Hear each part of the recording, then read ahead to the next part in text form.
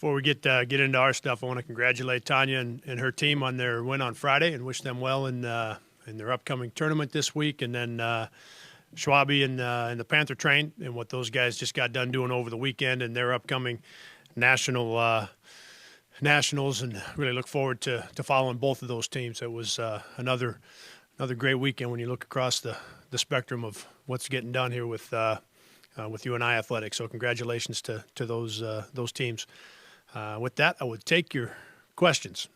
How the tournament ended up with Bradley winning it, 7 and 8 seeds getting to the semis and 1 to the finals.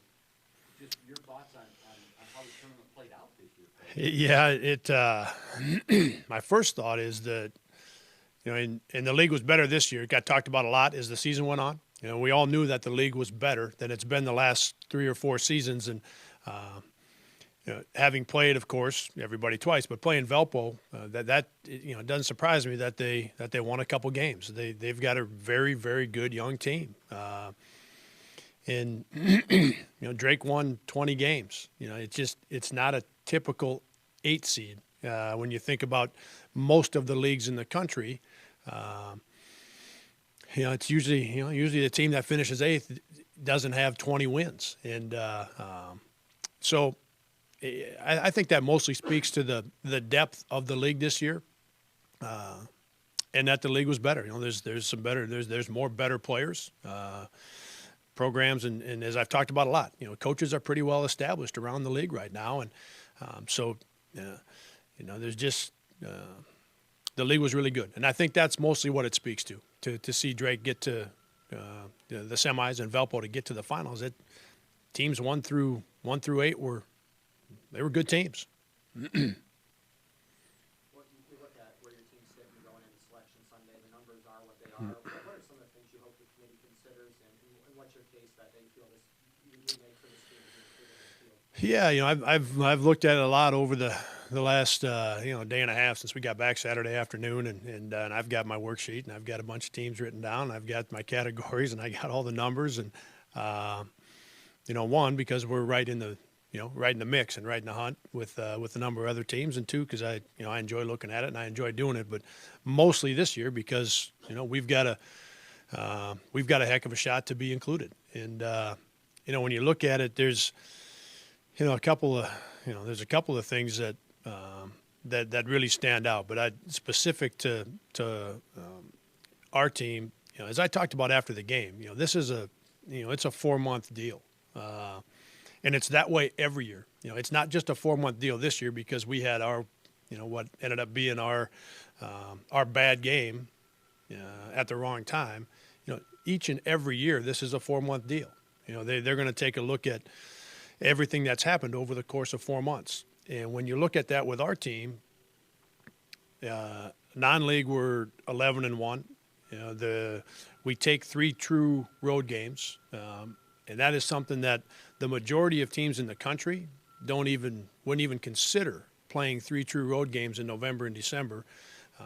And we go 3-0 in those true road games.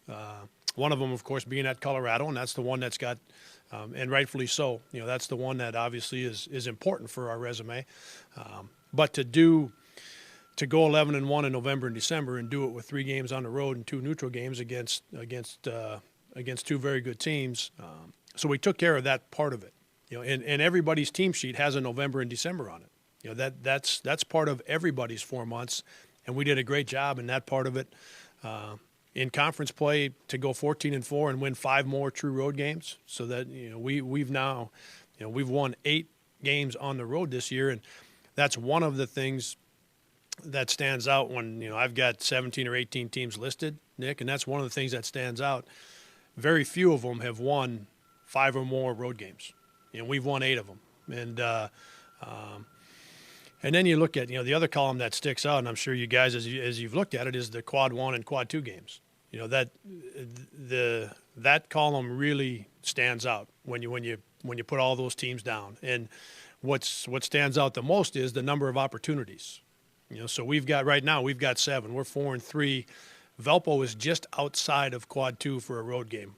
135 is the cutoff on the road, and Valpo is either 138 or 139 in the net ranking. So they're just a couple points outside of another, which would give us a 5-3 record if they would bump up a couple points. Which, at this point, with them being done, I doubt that they're going to move up a couple. But either way, we're 4-3 in those opportunities, and when you look at the majority of those teams right now, the ones that we're in the mix with, they've got 17, 18, 19, 20 opportunities, but almost all of them are under 500 in those opportunities. They're 8-12 or they're 7-13. Some of them are bumped right up. They're 9-11 or 10-10. Like, they're right at 500, but most of them are below 500 in those opportunities. It's just that they have so many more of them. So when I look at that, and this is where, when they get in the room as a committee, I think these are all the things that they've got to sort through, and that they do sort through. But I don't know that it's, get all caught up in, this team's got 6 or 7 quad one wins and they've got, a total of, whatever, and we've only got 4. Well, we've only played 7. So to say that if we had 20 opportunities, why would our team not be able to go 8-12? If we had 20 quad one and quad two opportunities, right? I mean, how can you jump to that conclusion, right? So when I look at all of them, there isn't anything in ours that sends up a huge red flag. The last game that we played, that's the one thing, but it's a 4-month deal, and that's where I feel like, and I know that we've got, we're heavily in the mix, and it's going to be close. Because the other thing I would say about it is, the committee also watches the games, so they've watched our team play, and we have, and this may be, your numbers have got to be solid across the board, and you've got to do a couple things that stand out to help you, and our team has done that, okay? But then when they watch you, they also need to feel like, man, this is a pretty good team. And as we know, we've got a terrific point guard, and we've got a terrific center. So we've got it on both sides of that. Our three-point shooting is as good as just about any team in the country. We've got the defensive player of the year in Isaiah. We've got some experience with Ty and JD coming off the bench, some guys that have been around. And then you get a little pop from Antoine and Noah with what they've done. So when you watch our team play and you look at what we've done over 4 months, it's going to be we're right in the middle of it. We're right in the mix. So, anybody that's, the people that have completely dismissed Northern Iowa, I think that they've jumped, I think they've jumped the fence. I think so I don't think that's the case at all. I think we are heavily in the mix. We're in there with 17 or 18 other teams for, the last 9 or 10 spots. And so, beyond that, right, I don't have a magic wand. What's the reality with scheduling? Coming off the season you had last year, were there any chances that you felt like you might have had an opportunity to get a quad 1 or 2 home game, or was there just nothing available in those departments? Yeah, for the most part, nothing available. And I'm trying to think, I'm trying to think of what might have been. I don't know that we've ever turned down a chance to play a quad 1 or quad 2 game. Yeah, so I don't, if you've got anybody in mind that would like to, Nick, yeah, we'll take it.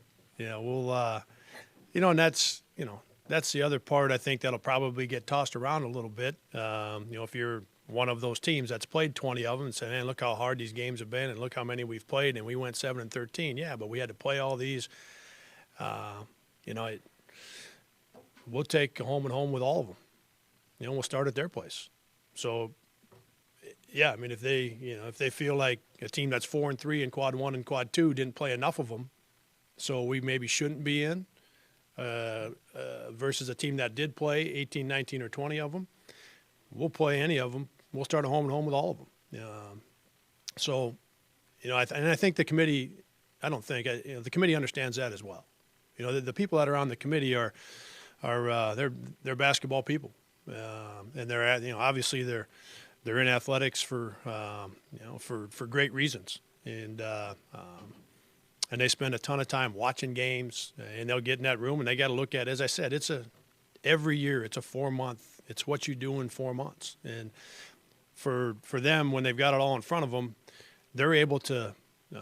They understand the dynamic, with the number of quad 1 and quad 2 opportunities. They understand that dynamic, and I think they understand the difficulty of winning our league at 14-4. And I think they understand winning 8 road games and taking 3 true road games in the non-conference. Like most of those other teams, they aren't taking any road games, let alone taking 3 of them and then going 3-0 in those games in November and December. And that gets hard to think about because it was a long time ago, right? I mean, but when they get into that room, that's their job, is to look at the 4 months and to look at everything that's happened and not just what's happened in the last 10 days for our team or anybody else's team. And that's where I feel, I don't know if we're getting one or we're not getting one, but between what I've talked about with some of the numbers and some of the things we've discussed, and most importantly, the quality of our team, not everybody's got a point guard like AJ. Not everybody's got a center like Fife. Not everybody shoots the basketball like Spencer, Trey, and AJ. Not everybody's got a defensive guy like Isaiah, and then a little bit of pop and experience off your bench, right? I mean, we have a really, really good team. And as I said, all year long, we're between 26 and 40 in all of the rankings for 4 months, right? We're in that spot for the entirety of 4 months. So, what that tells everybody is we've got a very good team. And we've got a team that's worthy of being in the NCAA tournament. And again, whether we get the at-large bid or we don't get it, we've got a terrific team, and we're squarely in the mix to get one. Obviously, there's a lot of basketball to be played this week yet before the selection Sunday. You're optimistic, I know, but how confident are you that you'll get one of those at-large? Yeah, I mean, I think just as I said, I mean, we've got a really, really good team, and for the reasons that I laid out, we've got all of the parts that, and then maybe a couple things that I didn't mention yet. I think we're 22nd, thereabout. We're low 20s offensively in the country in terms of the efficiency of our offense. Our defense is 110, 111, 112, which is too high. I would like our defense to be down in the, somewhere between 40 and 70. But our offense is one of the top 25 offenses in the country.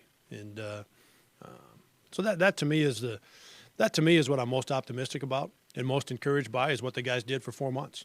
And all of our numbers are pretty solid, right? There isn't anything that jumps out at you and says, hey, no matter what else happens, these guys have to be in. But there isn't any of those that are saying, these guys, there's no way you can put them in. Like, our numbers are good, and they're solid across the board. And we've got a team we've got a terrific team.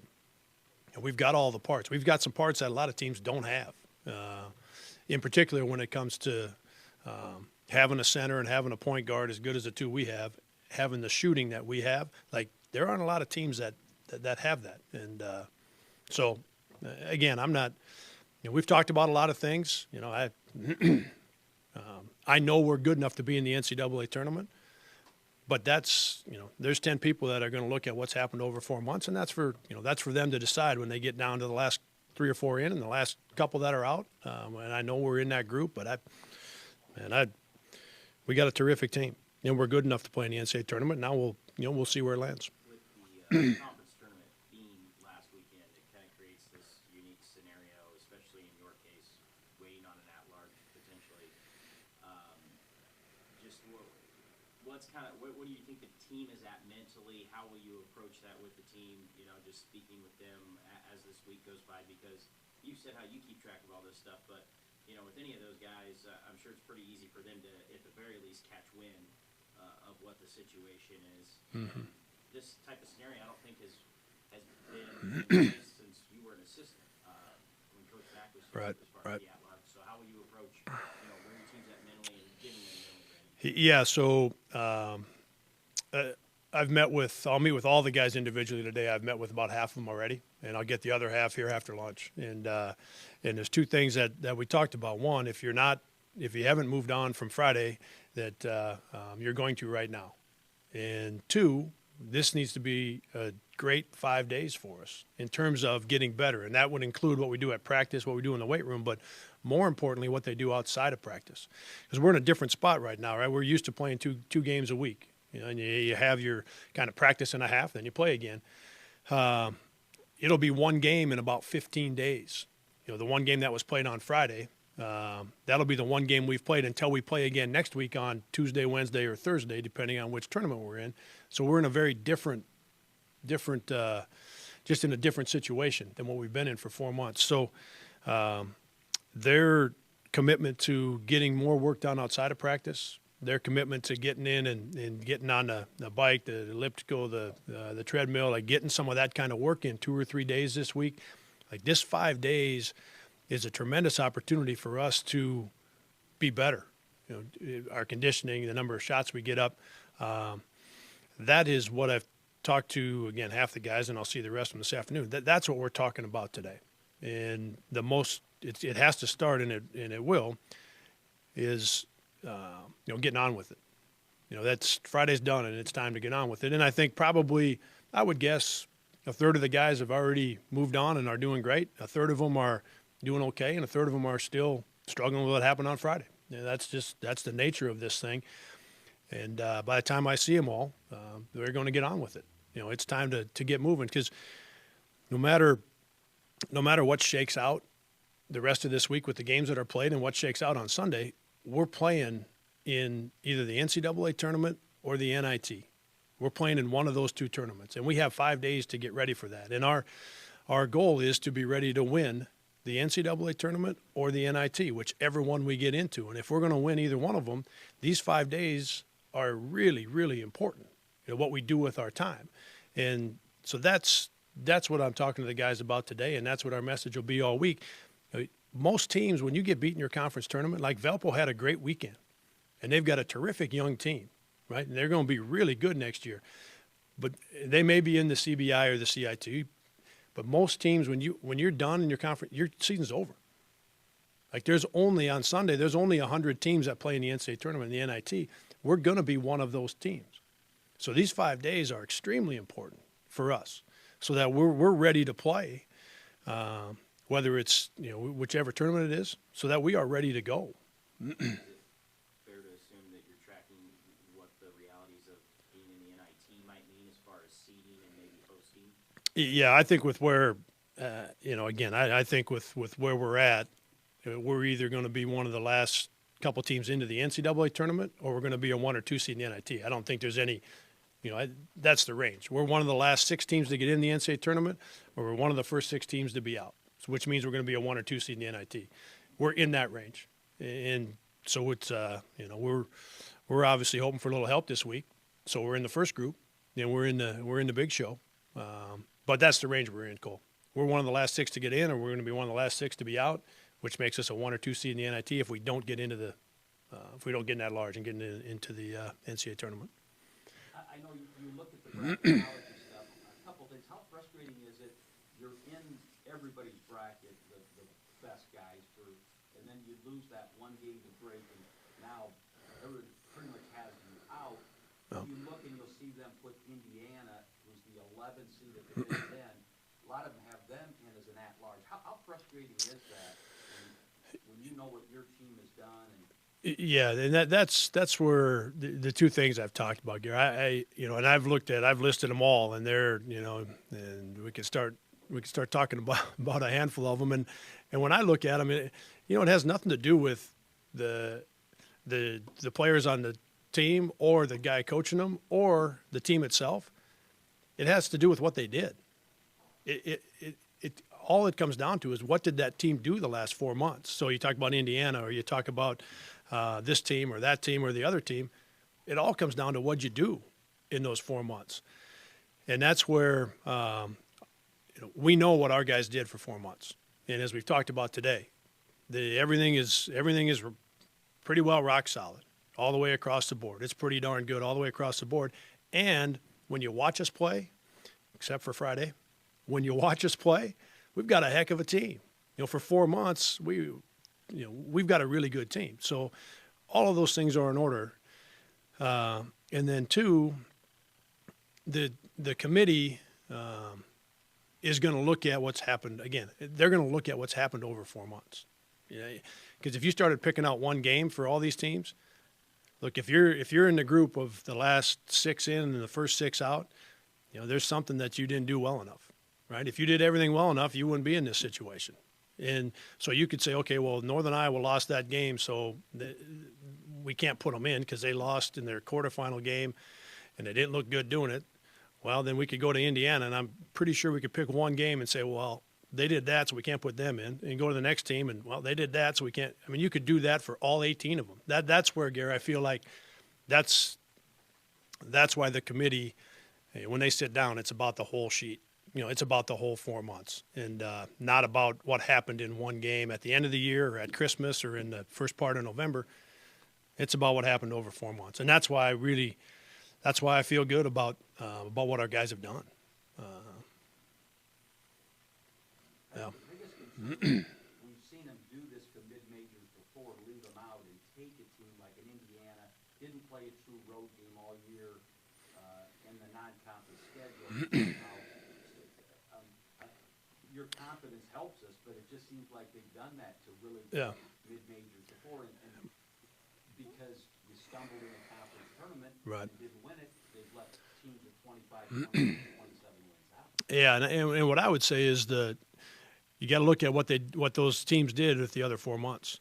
Illinois State was 17-1 a couple years ago, and there were people that were, and Dan called me shortly after they got beat in the conference tournament, and I said, I don't think so. The league wasn't as good that year that they went 17-1. And it doesn't take anything away from them and what they did, but when you're talking about your chance to get in that large bid, it hurts you. They didn't have some of the non-conference stuff. They didn't have a win at Colorado, a win over South Carolina, 3 true road wins, like 11-1 non-conference, a 15 RPI in the non-conference. Like, they didn't have all that other stuff. So to just say, well, they won 25 games and they went 17-1, it's still about the 4 months. So as much as I'd like to see Illinois State get in that large bid, they didn't earn one over the 4 months. And that's where the committee made the right decision in that case to not put them in because they didn't earn it over the 4 months. So to me, I don't get caught up in those things. I don't get caught up in, well, they always do this or they always do that, because that's not the way it works. What they always do is get in the room and look at what everyone's done, and it's pretty easy to get probably through the first 55 or 56 or 57, and then they got to sit down and they got to grab 18 of them, figure out, all right, how are we going to sort these teams out? And it's about the entire 4 months. Last year Belmont was put into the tournament, and their numbers were very similar to ours. And that's a team from a non-Power 5, not Big East, right? I mean, I'm not concerned that we're going to get left out because we play in the Valley, and not at all. I'm extremely confident in what our guys did for 4 months, and we've got a terrific basketball team, which means they're going to look at our 4 months the same way they look at Indiana's and anyone else who's in that group of 17 or 18 teams, and when they look at it, they're going to be, they're going to say, oh, that's pretty good, and yep, that's pretty good, and that's pretty good, and that game on Friday wasn't very good, but there's going to be more that is pretty good, and I've seen them play, and they got a great point guard, and they got a great center, and they got guys that can really, really shoot. They're one of the top offensive teams, right? I mean, that to me is what happens in the way this goes. So I'm not concerned about what the bracketology ones, that's, and they study it. I don't, I'm much more about the understanding of what the committee, what they do and don't do, and looking at the entirety of the 4 months. And that's where I feel good about our guys. And like I said, that doesn't mean I think we're getting one. And it certainly doesn't mean that I think we're not. I think too many people are maybe on the side of, well, it's over. It's not over. No, we are right in the middle of it. We're right in the mix because of what the guys have done. Anybody else? Did we have you address the committee with all of that? Yeah. Yeah, maybe they could add that to it. Maybe they could get the teams that are the last, about 10 teams for 8 spots, and let the 10 coaches walk in and have at it. Thanks, guys.